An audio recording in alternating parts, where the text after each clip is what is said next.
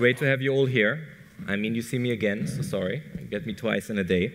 But we obviously just heard also in the conversation with Philip a little bit about how the landscape is changing. And I think all of you that are up here are key decision makers in how to bring in and foster some of this innovation into the organization, whether internally or externally.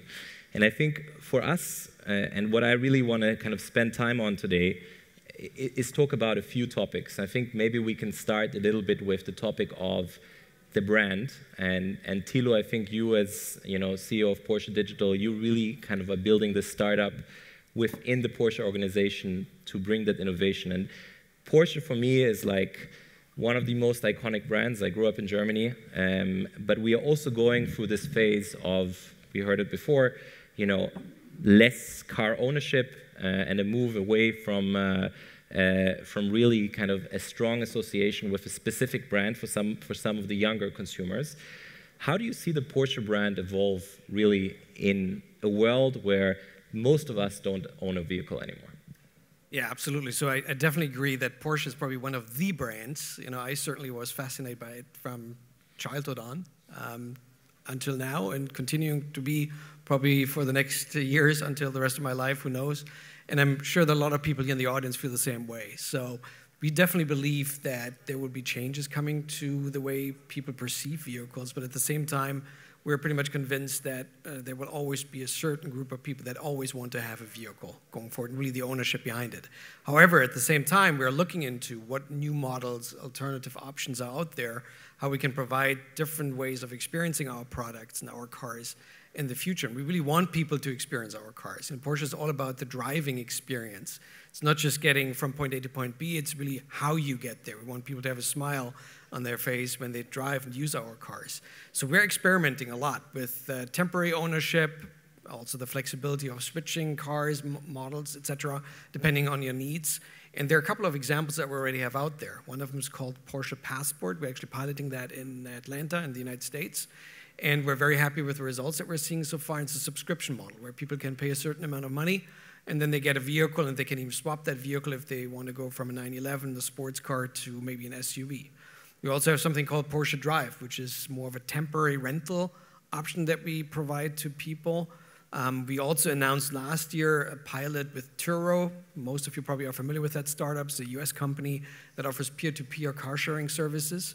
And we're actually doing a pilot with them where we want to actually create a specific value proposition for people that post their Porsche vehicles on Turo. It's called Porsche Host. And we're planning to make that a broader program even in the next coming months. So we're looking into this a lot. We do believe that we will give customers in the future multiple options of getting access to the products. We're also thinking about mobility in that sense. We're working with innovators in that space. One of the companies, for example, that we work with is called Fleetonomy. The CEO of the company, Israel, he's actually also here in the audience. And we do that with a lot of different startups and innovators to see how they can help us create those different options for consumers going forward so that we can always provide the right solution at the right time to create that great Porsche experience. That's great. And I think you touched upon a point of cooperation. You have, for example, a company like Fleetonomy, which you're working with, some projects that you're running internally. I want to shift gears and ask some of you really on this whole dilemma between external and internal innovation. Because when you think about it, the companies you are all part of, have been around for hundreds of years. They often have resources that a startup can dream of. On the other hand, it's maybe harder to move innovation along. So maybe Reuven, starting with you, when you think about kind of the areas of innovation where Conti, I think you guys have been around for 150 years or something like this, where do you set the priorities? What do you have to develop internally or you want to develop internally? Where do you look for acquisitions? Where do you look for investments? How is that decision made inside the organization? I mean, that's a very good question because it's a kind of dilemma that every big corporate has. You have this, especially in a company such as Conti and the other companies that are represented here, you have so many engineers who develop things internal, and if you try and bring external innovation into the company, you will always face a certain pushback of these people saying, hey, we can do this ourselves, why do you have to bring it in externally? But that's exactly where we're here for. We're here for finding these companies, this innovation that might not be actually happening in the big corporate. And if I look at the mobility market and the market that Continental in this sense is active in, I would like to differentiate a little bit between most corporates are very good, especially the tier ones, at doing B2C, selling to big customers. That's what they've been doing for many, many years. But when it goes more on a B2B, big corporates selling to other businesses. But when it goes more on a B2C side, that's where they lack a little bit of the innovative flair, the entrepreneurial spirit that most of these startups have. So that's where we tend to partner more with young startups. We look at the phase of mobility as a service.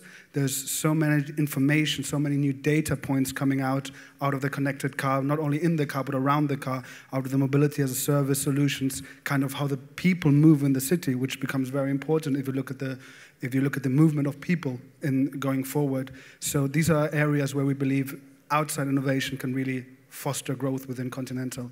And I see a lot of companies in the mobility space who are currently looking at new business areas, who don't only look at the existing business, but try to kind of grow with the market. So look outside the car for car makers, look outside the car for tier ones who are usually focused on delivering value to cars, and that's what we're here for. That's great. Michal, I think you're part of Lear. For those people who don't know Lear, it's if you sit in a car on a seat, you're likely sitting on a car that Lear has developed. So you guys are the leaders in automotive seating and a lot of the electrical systems.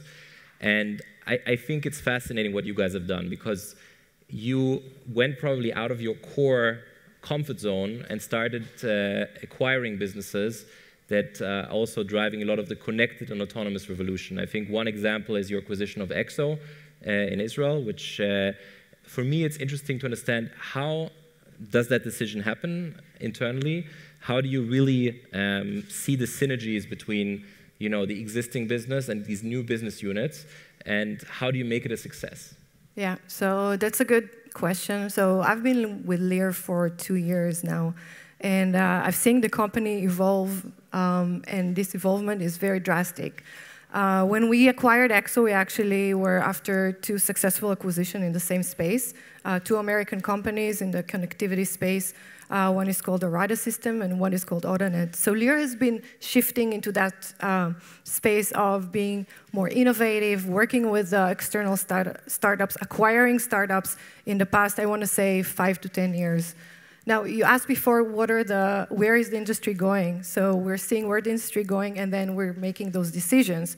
As Thilo mentions, we're going to see a customer-driven market. So shared mobility. We're looking at the car, and we're thinking, how should a car look like for a customer that may not own the car, but he needs to get the best access to the car? So again, this is where the strategic discussion starts. So if we're looking at the seat, and we're the largest seat supplier worldwide, we're thinking, how would a person enter the car, feels that the car is his? So first of all, feel that this is more personalized for him. The car can recognize that the person is coming. How would that person feel safe in an autonomous car, no matter if it's a level 3, 4, or 5? How would he feel more comfortable? How would he get more services out of that car? So the whole experience starts from the seat, and we're the seat supplier. Obviously, we're now looking into smart cockpits and working with startups and also internal innovation groups to make that happen. We had just announced the BioBridge, which is our platform that can measure the bio health and monitor the heart rate, the breathing rate, and so on and so forth. We also have already selling seats that could face different directions. And again, we're doing some of the work internally, but obviously there's a lot of work being done externally. Now, moving into the second part of the revolution, I think this is connectivity. So in addition to sharing the cars, a person has to feel that he's connected to the environment. And this is where Lear has been innovating in the past couple of years. We started with the bolts and the wires and connectors, and then we extended into electric cars, and now into wireless. So both we're looking at Bluetooth and now V2X. And this is where Exo comes in. And Exo may have been a relatively early acquisition, but they fit into a strategic thought, which is going into being more connected, providing the OEMs a full connectivity platform, which includes EXO. And by the way, to people who don't know EXO, this is a software company which, based on algorithms, can improve localization of GPS up to centimeters. And this is obviously a big part of where connectivity is going today in the autonomous world. So this is just an example of how we work. We recently launched Live Innovation Venture, which is under John Absmeyer, our CTO. And this is a platform where Lear is actually getting innovation into the company from the outside, from the ecosystem, working with startups as early as seed up to very advanced startups, partnering with the community, partnering with other OEMs, and I'm doing the work in Israel, but we're definitely very active worldwide on the innovation front. We're also investing, we're acquiring, and we also bring more innovation from internal groups at the organization under the Live Possibilities function. Great. I want to shift gears a little bit towards engagement with startups. You all are working with a lot of startups. I think the two of us are the non-strategics. We are investing in a lot of mobility companies, and maybe Sigalit, we start with you, and it's a challenge I face as well in our fund. We are obviously looking at a lot of deep tech companies, and you guys, Grove has done, all of your investments are really kind of deep tech focused.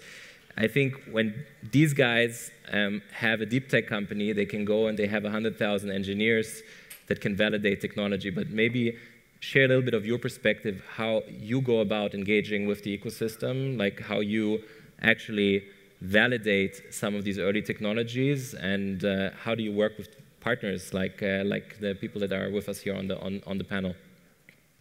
So when we established the fund, we've decided to focus only on deep tech type of investments. We are especially excited on the level of IoT, AI, and big data. We believe that Israel is very special in that regards. There is a lot of deep know-how and a lot of experience that coming out of universities, but also from the different activities in the defense forces. So when we look on our founders, which are mainly technology type of founders, we have to validate a few things. So one is really to ensure that the technology is really unique. Second is really to check whether it can be implemented. It can be developed because we are early stage, so sometimes it's even as an idea or a concept of very initial type of proof of concept of the technology. And the third is really to check what are the industries or the use cases that this technology can be applied. And I think that my friends here are helping us tremendously in also verifying the technology in the different aspects. So whether it's enough unique, whether it can be implemented from their point of view, and we like technologies that are hard to be implemented. It makes it much more unique. And what is the value proposition that this technology can create in different use cases? So we work very closely from the R&D space into the product, into the strategic, looking on a variety of use cases, and not only in the automotive mobility per se, but also in the much more the R&D, so Industry 4.0, mobility, and many other industries that the technology can be applied. So touching on that, and Alex, you probably have been one of the longest kind of members of the Daimler team really working with startups. I think you've been doing it for over 20 years, kind of in different roles across the organization. And I'm very curious to get kind of your time-lapse perspective on how Daimler has maybe changed in its ways engaging with startups. I mean, we see them very actively invest. There's the startup Autobahn, obviously, which you've been a core part of. But tell us a little bit, how has the Daimler organization evolved, in working with startups and kind of connecting them to the different business units, and maybe touching on that, what can they still do better, as someone who kind of sits on both sides and works with startups and with the organization. Okay. Does this work? Yeah, this works. So in the past, we've worked with companies. They were not called startups. They were just there. They had no brand, no label of being from a new disruptive scene. And usually we work through suppliers. So we would depend on a supplier to integrate the startup technology and make it in a quality grade that we could adapt it and integrate it. This was the approach. And at a certain point, we always had contacts with the new companies, but embraced startups maybe like 4 years ago and came up with the idea of founding a marketplace, Startup Autobahn. At that time, meant to be only for us. So to have a competition where certain departments, van, trucks, passenger cars, could bid for the ideas and do a pilot project with startups. And later, in the second program, we opened this up to partners from Porsche and other members. It's now about 20 companies and growing. And it expanded not only, it's not only in Stuttgart, but we went abroad to China, Singapore, to the US, and so on. So we created our own network of new ideas flooding in. And every half year, we onboard up to like 30 companies. And the only criteria is to do it very fast. So this changed the speed of adaptation, the trial and error process, which is not inherent to us, changed. The other thing that we did is there is a calling, a saying in the local Swabian language. There's this word of Swabian swimming. So you want to embrace somebody and bring them very close to you. And we said no, let them swim. Don't take control. Do it in 100 days. Don't invest necessarily.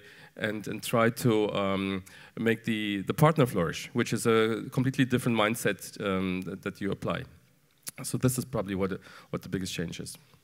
And Thilo, just touching on that, giving a different perspective, OEM perspective, how are you guys creating kind of the right environment? What are you trying to do to create the right environment for startups to engage?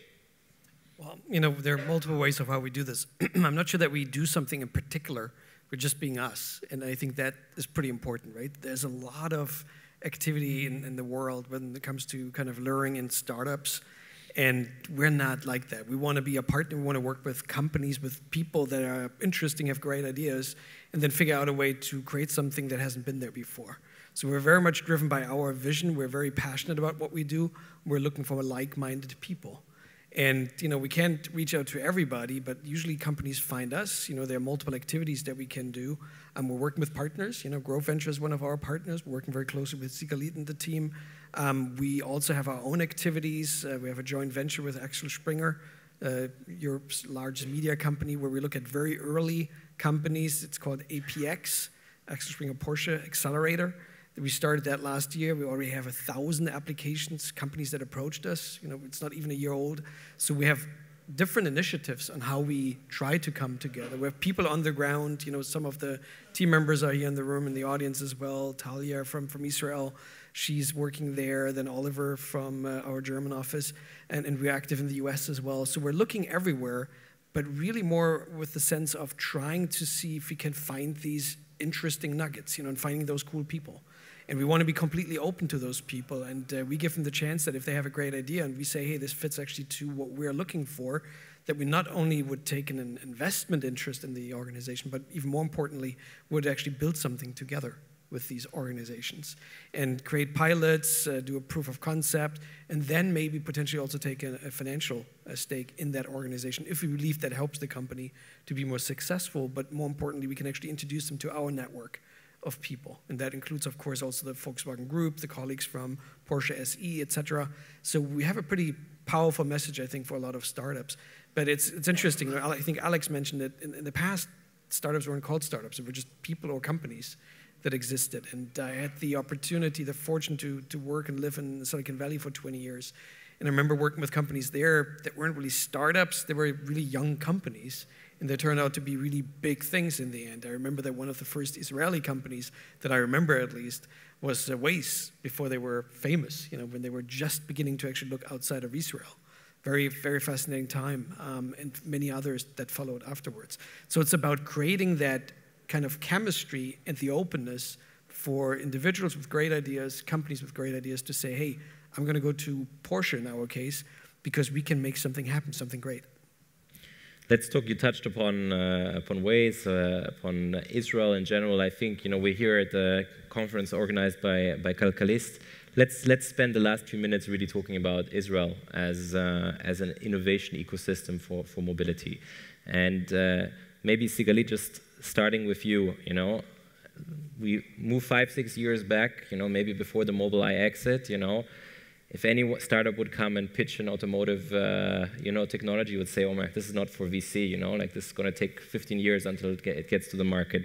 What do you think has changed? Like, what do you think has happened that suddenly made this such a focus for both financial investors as well as strategic investors? I think that it's obvious that the industry is under big disruption. It happens in other industries as well. So if we look on the mobile, if we look even in the retail, even the computer, what Amazon, Google have done to the industries, it's happening today with Tesla and with Uber and Amazon. And we can see different verticals merging together into different use cases. Looking on different ways of doing things and to have the consumer behaving in a different way. We like in Grow Ventures traditional industries. We believe that Industry 4.0, automotive. By the way, today even in the automotive, we will not invest because sometimes it's too late, okay, with some of the sensors and some of the hardware. That's why the uniqueness of the technology, and especially with a much more deep technology type of solution, it takes time. So we are not worried about the cycle. It needs to be early engaged with the right customers, with the right partner, and make sure that the product that you bring really solves a real problem in a real market. And the moment that you embed it with a real partner, after that, I think that you gain market share, significant market share in this industry. Maybe finishing off, because we have, I think, about 15 or 20 seconds left. What's your prediction? I mean, I asked the same question to Philip. Maybe we'll just do a quick round. What's your prediction for an autonomous service we'll see in Germany or Israel in the next few years? Maybe we'll just do some year predictions to see who is wrong. Probably one of us. Depends on the price, Ben. Who's right and what we can win. Shared robotaxi. Robotaxi, perfect. I take my step at this. I've been looking at this for many, many years. I think you will see it happen way sooner than most of us believe. It's already happening in a campus setting, and we will see it pretty soon, I believe, in also on public roads, because the car is really seeing a renaissance, if you will. I'm probably equally optimistic when it comes to closed campuses, things such as airports, university campuses, and other things. I'm not quite as optimistic when it comes to public roads. I think that just the infrastructure that is necessary to do that is still not there, and it will take quite a few years before we have fully autonomous cars driving on the road. Yeah, I'm actually thinking the same. I mean, we're going to see no one's putting out the year here so far, but it's okay. Well, we're seeing robotaxis in cities in the US, in Arizona, and California. We're going to see robotaxi in Israel, as far as we hear, next year. China is going to be a big player because the infrastructure there is going to be ready sooner. The government is pushing regulation relatively fast.